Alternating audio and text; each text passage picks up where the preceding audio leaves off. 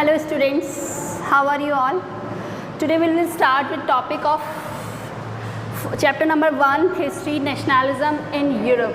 हमने last video में इसके बारे में थोड़ा इंट्रोडक्शन देखा था, उस पेंटिंग के बारे में, जो कि इसके क्या मोटिव थे नेशनलिज्म को लेकर के, फ्रेडरिक सेनेटरी ने जो करा था। उसके बाद हमने 4 वहाँ कंट्री मैंने आपको बताई थी, यूरोप की 4 कंट्रीज जहाँ पर नेशनलिज्म की फीलिंग स्टार्ट हुई थी। फर्स्ट उसमें फ्रांस था, ब्रिटेन, इटली एंड जर्मनी। तो आज हम फ्रांस से स्टार्ट करते हैं। French revolution, the French revolution and the idea of the nation. कैसे इनको आइडिया आया फ्रेंच रेवोल्यूशन के बाद कि हमें अपनी एक नेशन बनाना चाहिए, अपनी खुद की एक कंट्री बनानी चाहिए, खुद के सारे रूल्स होने चाहिए, उसमें रेगुलेशंस होने चाहिए, अपना खुद का कॉन्स्टिट्यूशन रेडी करना है। तो उसमें देखते हैं हम पहले French revolution the first clear expressions of nationalism. जब फ्रेंच रेवोल्यूशन हुआ तो फ्रेंच रेवोल्यूशन किसको कहेंगे? जब ये लोग इन्होंने क्रांति करी और उसमें ये जीत गए, आज़ादी मिल गई। जब फ्रांस को आज़ादी मिल गई ब्रिटिश रूलर से, तब इन्होंने स्टार्ट किया, वो नेशनलिज्म की फीलिंग स्टार्ट हुई। किसकी फीलिंग? नेशनलिज्म की फीलिंग। कब हुई थी? 1789। ये ईयर आपको लर्न करके रखना है। 1789 में क्या हुआ था? फ्रेंच रेवोल्यूशन हुआ था। क्या हुआ था? फ्रेंच रेवोल्यूशन हुआ था। यस, आगे देखते हैं। Nation the sense of collectivity identity. आपने देखा होगा जब अपन ने नेशनलिज्म इन इंडिया पढ़ा था, उसमें भी the sense of collectivity belongings के बारे में जाना था। आज़ादी तो मिल जाएगी, बट उसके अंदर उन्हें क्या क्या प्रॉब्लम्स आई थी। तो जब तक लोगों को इकट्ठा नहीं करेंगे, उनके बिलोंगिंग से कनेक्ट नहीं करेंगे, इंडिया के बिलोंगिंग से क्या नीड्स है, क्या रिक्वायरमेंट है, जब लोगों को जोड़ेंगे नहीं एक साथ, तो नेशनलिज्म की फीलिंग कैसे पता चलेगी? तो उसके लिए सबसे पहले क्या है? Sense of collective identity. देखिए, ऑलमोस्ट अगर अपन नेशनलिज्म की बात करें तो सभी कंट्री की सेम ही होती है, नेम्स चेंज हो जाते हैं। तो जब आप माइंड को सेट करके लर्न करते हैं तो आप सिर्फ नेम अलग अलग करने, मोटिवेशन, उसके ऑब्जेक्टिव्स सब सेम ही होते हैं। सेम हमने इंडिया के नेशनलिज्म में देखा था, सेंस ऑफ कलेक्टिव आइडेंटिफाई।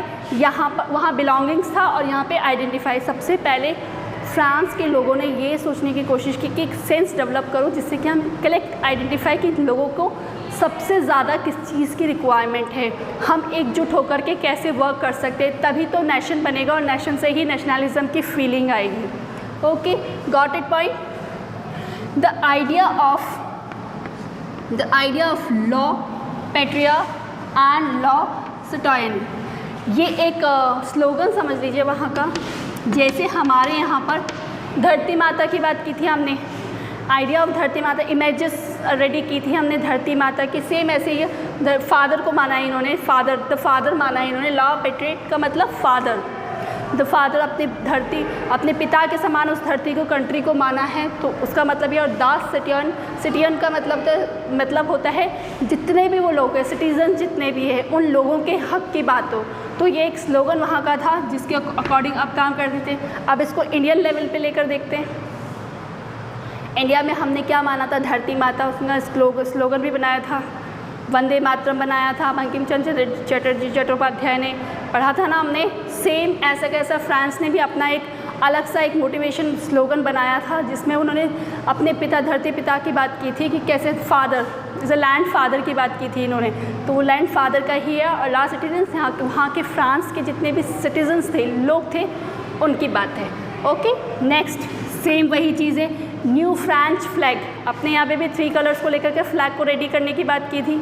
और सेम पहले ग्रीन रखा, येलो रखा गया था, येलो को चेंज करके गांधी जी ने एक नया आइडिया दिया और फिर हमने उस ग्रीन के येलो की जगह पे कौन सा कलर चूज़ किया? वाइट चूज़ किया। पढ़ा था हमने लास्ट वीडियो में। सेम ऐसे यहाँ पर भी क्या किया गया? न्यू फ्रेंच फ्लैग को रेडी किया गया। Okay, next formation of national assembly. अब नेशनल असेंबली की बात की गई, इंपॉर्टेंट है। फॉर्मेशन रेडी किया गया एक नेशनल असेंबली के लिए। इंडिया के लेवल पे देखें तो हमने कांग्रेस पार्टी स्टार्ट करी 1885 में। Got it?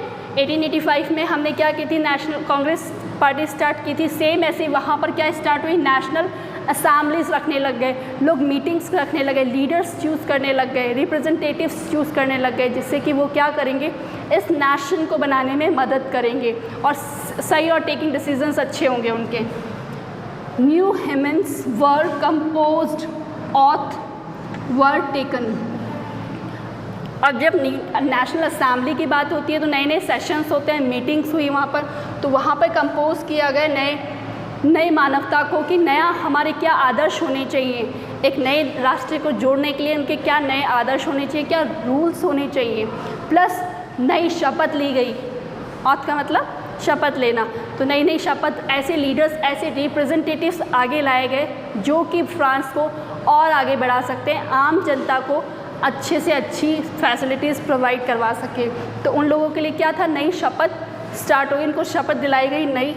नेक्स्ट पॉइंट देखते हैं, the centralised administration system. First of all, अगर हमने कहा लास्ट वाले वीडियो में मैंने आपको बताया डायनेस्टिक एम्पायर ऑफ यूरोप, पहले डायनेस्टिक एम्पायर चलता था, जिसका जितना डायनेस्टिक एम्पायर होगा वो उतना ही बड़ा राजा होगा या उसको शासक मिल जाएगा और वो उस एरिया का शासक बन जाएगा। बट जब हम फ्रांस के नेशन की बात कर रहे हैं, वन सिंगल नेशन यानी एक कंट्री जिसमें बहुत सारे क्या होंगे, स्टेट होंगे, तो वहाँ पर हमें क्या करना पड़ेगा, अपना जो एडमिनिस्ट्रेशन है उसको क्या करना पड़ेगा, सेंट्रलाइज करना पड़ेगा। जैसे इंडिया के लेवल पे देखते हैं, जब कंपैरिजन में पढ़ते हैं ना तो बहुत जल्दी लर्न होता है। तो ये यूरोप को जब आप पढ़ें तो इंडिया के कंपैरिजन में, इसलिए मैंने आपको चैप्टर फर्स्ट इंडियन करवाया था, नेशनलिज्म इन इंडिया, क्योंकि वो थोड़ा सा हम गो थ्रू हैं उस चीज़ से, राइट। उस चीज़ से हम क्या, हम जानते हैं उनके बारे में, गांधी जी को आप जानते हो, जवाहरलाल नेहरू को आप जानते हो, बेसिक बहुत सारी चीज़ें पढ़ते हैं, मूवीज़ में देखते हैं, तो वो सब चीज़ें आपके माइंड में सेट, एक फॉर्मेट है, उस फॉर्मेट को एज इट इज़ हमको कहाँ, यूरोप के नेशनलिज्म में सेट करना है। तो जब यूरोप के नेशनलिज्म में सेट करते हैं तो अब देखिए यहाँ पर अगर आप सेंट्रलाइज करते तो हमारे यहाँ पे इंडिया में सेंट्रलाइजेशन कहाँ है, दिल्ली में है, पूरा सेंट्रल एरिया से सेंट्रल गवर्नमेंट है वहाँ की।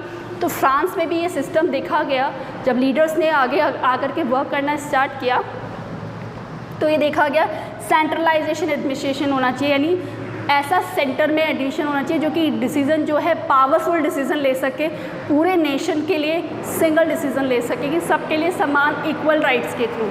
Okay, next, abolished internal custom duties. जितनी भी कस्टम ड्यूटीज़ थी उनको हटा दी गई, जो पुरानी जितनी भी ओल्ड कस्टम ड्यूटीज़ थी उनको हटा करके अब न्यू कस्टम ड्यूटीज़ को क्या किया गया, जनरेट किया गया। और ये जनरेट करने के बाद यानी एक तरह से फ्रांस का एक नया नेशन रेडी हो रहा है। फ्रांस एक नेशनलिज्म की फीलिंग के साथ एक नए नेशन के रूप में उभर रहा है। कब से स्टार्ट हुआ वो, 1789 से। Okay, next, promoted France languages. France की जो लैंग्वेज है, जितनी भी अलग अलग रैशनल लैंग्वेजेस चलती थी पहले, देखिए वहाँ पे, अपने यहाँ पे भी चलती है। जैसे इंडिया से अगर इसको कोरिलेट करें तो अकॉर्डिंग केरला में केरलियन बोली जा रही है, तमिल बोली जा रही है, राजस्थान में राजस्थानी बोली, अकॉर्डिंग टू स्टेट है अपनी लैंग्वेजेस।